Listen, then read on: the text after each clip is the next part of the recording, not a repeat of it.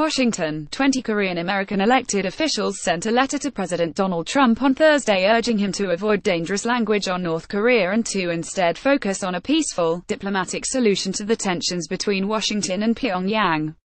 While we agree that measures must be taken to reduce or end the tensions on the Korean peninsula, they wrote, we respectfully urge you to reconsider the way you and your administration are reacting to this situation by avoiding dangerous language that could end up unnecessarily escalating the conflicts even more.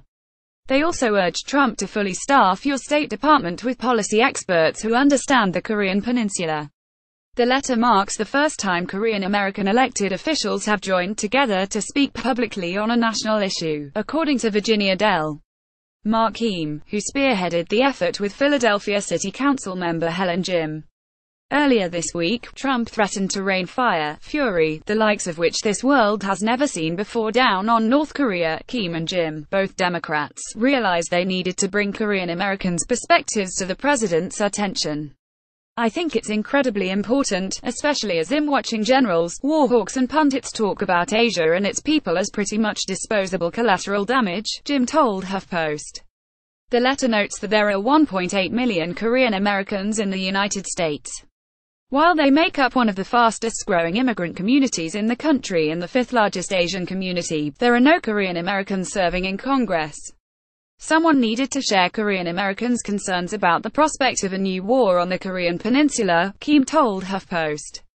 Considering the lack of Korean American political representation at the national level, he and Jim thought, why not? As I kind of realized, maybe me being a state legislator, maybe I am in a position where I have a little bit of an obligation to speak, not on behalf of everybody, but at least raise a concern that I know they have, Kim said. A war between the US and North Korea, particularly a nuclear war, would likely cause millions of casualties in both North and South Korea. But that point is often dismissed by the president, his White House aides and pro-war members of Congress. Last week, Sen. Lindsey Graham RSC, said that if there's going to be a war to stop Kim Jong-un, it will be over there. If thousands die, they're going to die over there. They're not going to die here. Many Korean Americans are first- or second-generation immigrants with close relatives on the Korean peninsula.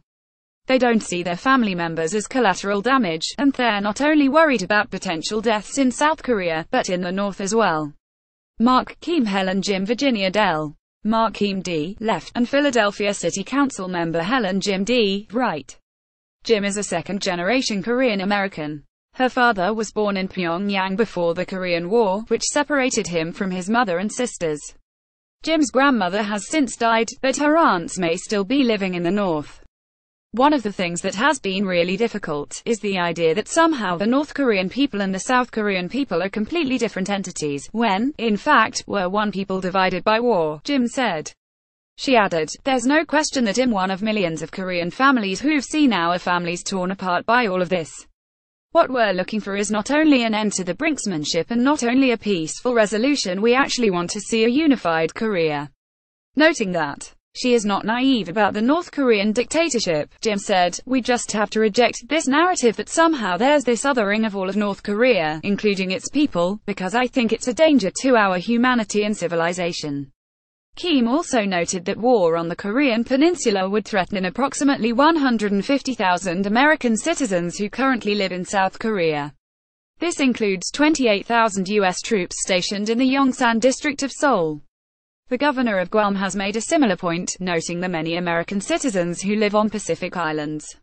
Citing memories of both the Korean War and the atomic bombs the U.S. dropped on Japan at the end of World War II, the elected officials write, the cost of maintaining peace may be difficult, but it is always a better deal than paying the ultimate price of war.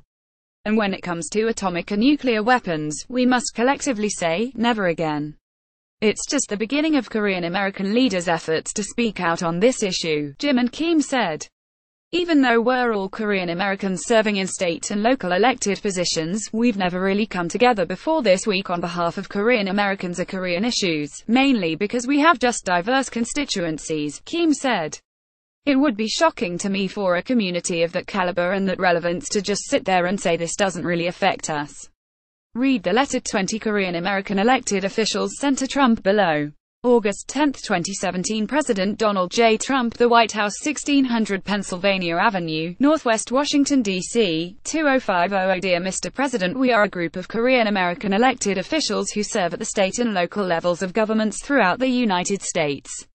Like all Americans, we are unnerved by North Korea's continuing display of military actions and saber-rattling rhetoric, and we fully recognize the threat that this regime presents to its own citizens and to the entire world. There are more than 1.8 million Americans of Korean ancestry living in the United States today, many of whom we represent as constituents. While we agree that measures must be taken to reduce or end the tensions on the Korean Peninsula, we respectfully urge you to reconsider the way you and your administration are reacting to this situation by avoiding dangerous language that could end up unnecessarily escalating the conflicts even more. The Republic of Korea is one of the world's great democracies and a strong economic and military partner for the United States. It is also one of the most populated regions of the world, with 51 million people living in South Korea and 25 million people living, mostly unwillingly, under authoritarian rule in North Korea. South Korea's capital city, Seoul, has a population of 10 million living just 35 miles from the demilitarized zone DMZ. Among them are nearly 30,000 American military service members and civilians who work closely with the Republic of Korea's government to protect our mutual interests. There are also over 130,000 American citizens who live, work or study in Korea today. On a peninsula this small in geography, it is clear that no military action involving fire and fury like the world has never seen can be targeted solely at the North Korean regime. Any such attack will be absolutely devastating to the entire peninsula and surrounding regions, not to mention the long-term effects of destabilized international relations, destroyed communities, and depressed economies. Mr. President, this is not a time for any side to escalate the language of warfare and to introduce the threat of nuclear weapons. As Korean Americans, we have clear and deep memories of the last time military conflict arose on the Korean Peninsula. Over 36,000 Americans gave their lives to fight against communism. Millions of Korean families live with collective memories of both the American and Korean bloodshed and the unending yearning for those loved ones who were lost or separated during the 3-year war. As Asian Americans, we are also painfully aware of the unspeakable tragedy and destruction from weapons of mass destruction deployed in a small region, as we reflect upon the 72nd anniversary of Hiroshima and Nagasaki this week. If we have learned any lessons from World War II, it is that the cost of maintaining peace may be difficult, but it is always a better deal than paying the ultimate price of war. And when it comes to atomic and nuclear weapons, we must collectively say, never again. That is why we ask you to pursue all diplomatic options and strategies and to fully staff your State Department with policy experts who understand the Korean Peninsula, so that, working with all stakeholders, we can find a workable and permanent peaceful resolution. Sincerely, Helen Jim Mark Keem, Council Member at Large, Delegate, Dist.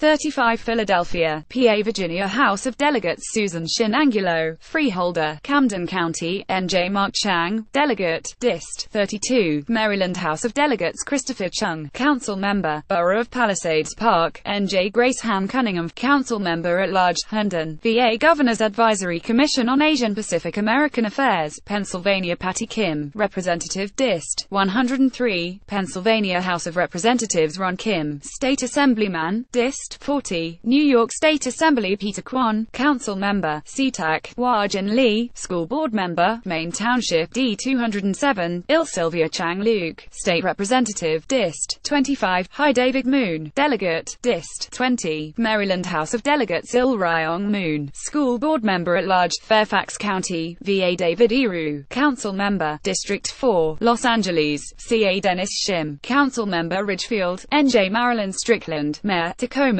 Wa Drive. Young Seo Ksu, former council member, Crescenta Valley, CA Daniel Park, council member, Borough of Tenafly, NJ Mark Park, council member, Englewood Cliffs, NJ Sam Park, Representative Dist. 101, Georgia House of Representatives. Download. Do you have information you want to share with HuffPost? Here's how. Paul Blumenthal, reporter, HuffPost.